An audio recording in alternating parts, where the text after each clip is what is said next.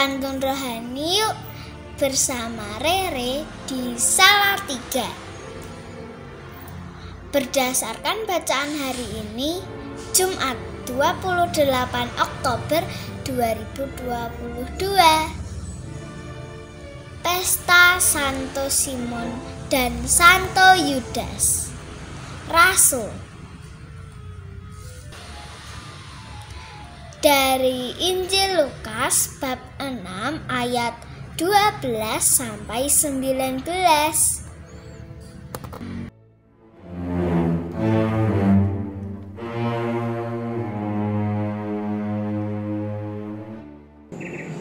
Bapak, Ibu, Saudara dan Saudari umat beriman yang dikasihi oleh Tuhan.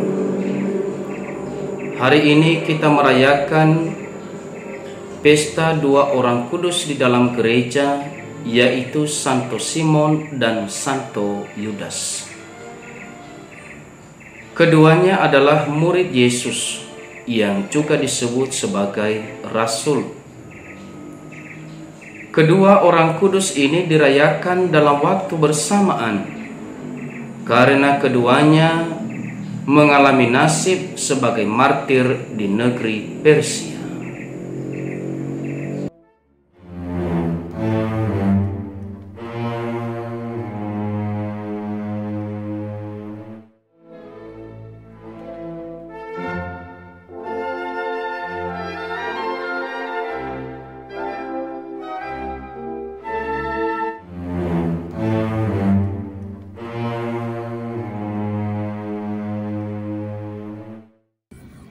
Sudah lama tidak boleh salaman.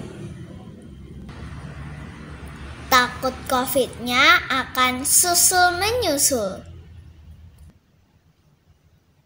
Setelah berdoa semalam-malaman, Yesus menetapkan 12 rasul.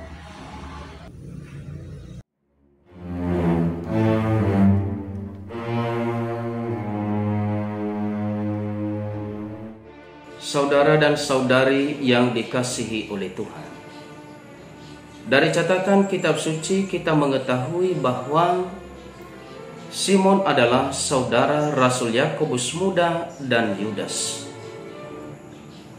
Ia dijuluki sebagai si Zelot, yang berarti yang rajin atau yang meluap semangatnya dalam mempelajari dan mentaati hukum Taurat. Gelar si Zelot dikenakan kepadanya karena dia adalah seorang penganut aliran Zelot yang sangat fanatik, yang berpegang teguh pada hukum Taurat, dan sekaligus juga ia turut ambil bagian dalam pemberontakan melawan penjajahan Romawi yang berlangsung pada tahun 67 sampai 70 Masehi. Demikian juga saudara-saudari terkasih, Yudas yang diperingati oleh gereja pada hari ini. Ia disebut sebagai Tadeus, yang berarti yang berani. Saudara-saudari terkasih, baik Simon maupun Yudas sama-sama dipanggil oleh Yesus untuk menjadi rasulnya. Kisah tentang hidup dan karya mereka tidak banyak kita ketahui. Namun dalam catatan liturgi Romawi dikatakan bahwa Simon pernah mewartakan Injil di Mesir. Lalu bersama dengan Yudas mereka pergi ke Mesopotamia, kemudian menuju Persia hingga mereka menjadi martir di sana.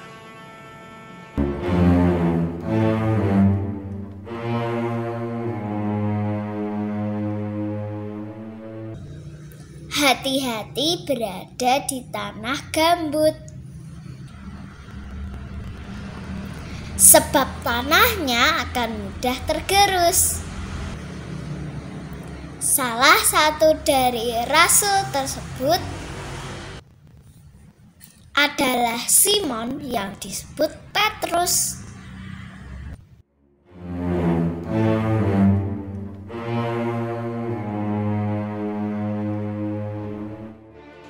Saudara dan saudari yang dikasihi oleh Tuhan,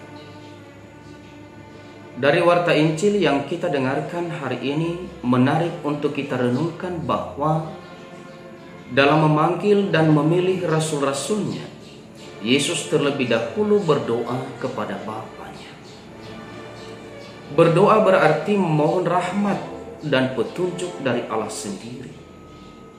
Artinya dengan berdoa Yesus memohon kepada Bapanya agar ia diberikan petunjuk untuk memilih orang-orang yang berkehendak baik untuk bersama-sama dengan dia mewartakan Injil. Setelah doa itulah baru Yesus memanggil murid-muridnya dan memilih 12 dari antara mereka untuk menjadi rasul-rasulnya.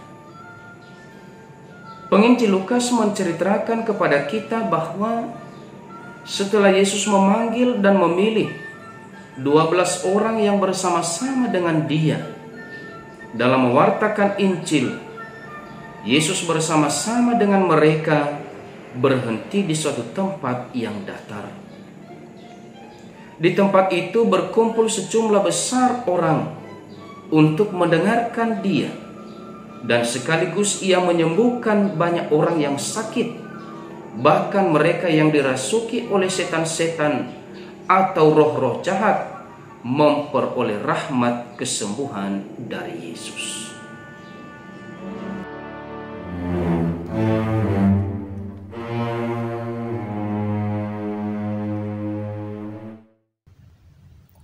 Beritanya masuk ke liputan khusus.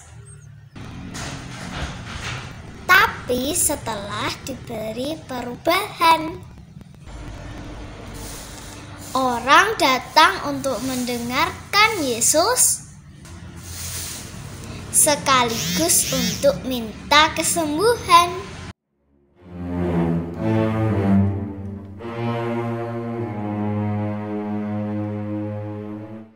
Saudara dan saudari umat beriman yang terkasih, dari panggilan dan pemilihan ke-12 rasul sebagaimana kita dengarkan dalam warta Injil pada hari ini, kita mendapatkan satu pesan penting bahwa sebelum memilih orang-orang yang akan bersama-sama dengan dia dalam melaksanakan tugas pewartaan Injil, terlebih dahulu Yesus berdoa kepada Bapanya. Saudara-saudari terkasih, doa merupakan aspek yang sangat mendasar dalam kehidupan kita sebagai orang beriman. Doa merupakan sarana bagi kita untuk mengenal Allah dan rencana-rencananya dalam hidup kita. Banyak tokoh-tokoh di dalam perjanjian lama maupun perjanjian baru, dan juga orang-orang kudus kita telah menjadikan doa sebagai sarana bagi mereka untuk mengenal Allah, untuk mengenal rencana dan kehendaknya dalam hidup mereka. Mereka telah bertekun dalam doa, sebab hanya di dalam doa mereka mampu mengenal Allah dan rencananya dalam hidup mereka. Oleh karena itu, saudara-saudari yang terkasih, mari kita mengawali setiap hari kita dengan doa. Sebab hanya di dalam doa kita mampu mengenal Allah dan rencana-rencananya di dalam kehidupan kita setiap hari. Hanya di dalam doa kita mampu mengenal apa yang Allah kehendaki, apa yang Allah maui dari kita dalam hidup kita. Oleh karena itu,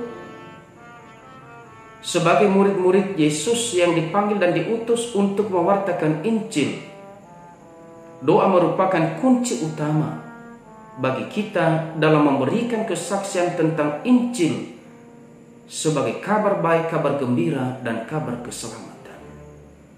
Santo Simon dan Yudas telah menjadikan doa sebagai kunci dan dasar dalam panggilan dan perutusan mereka untuk mewartakan Injil. Semoga Tuhan memberkati kita. Amin.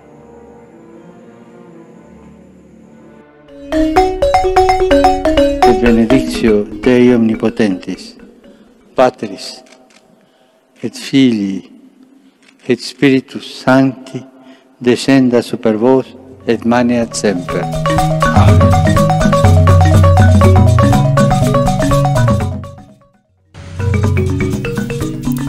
Semangat pagi. Mari bersedia mendengarkan sabdanya sambil tetap bertekun berdoa rosario. Salam seroja berkah dalam